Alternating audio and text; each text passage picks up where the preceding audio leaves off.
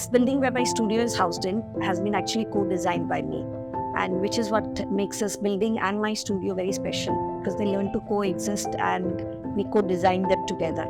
So they grew together harmoniously, and it's not clashing with the ethos of the building, and neither is the building clashing with what my studio stands for.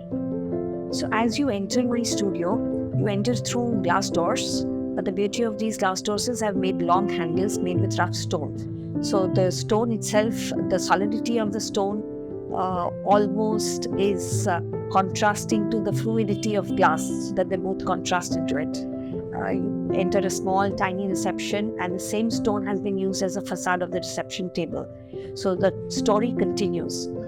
We have a meeting room towards the left of the reception, which then extends into a sort of a semi-conference room, which is almost versatile. It is multi-purpose. So my studio actually is designed like a home. It has a lot of personal artifacts and memories attached within it, and I have built my studio as a story of my own space and my own personality. The material palette that I have used in the studio are very natural. I have a lot of natural stone, which I have used in different forms as tabletops or even as wall cladding. I've used certain concrete panels which have just been melamined and kept the way it is in its raw form. A lot of natural teak has been used in different forms. Everything here is natural. In fact, even my lights are made from natural materials. My studio is an extension of myself, and I love art. I've collected art from all over the world, wherever I have traveled, and I have made sure that it has a place, appropriate place in the office for it. My favorite part of the studio is the lounge, because it's almost like a cozy living room space. I use that to unwind a lot. Working at the Bandhan is great space for me.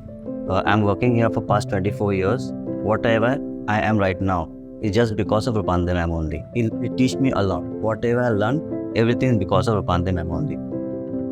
So my studio is a lot of fun. I think it's an extension of my family. We have many special moments.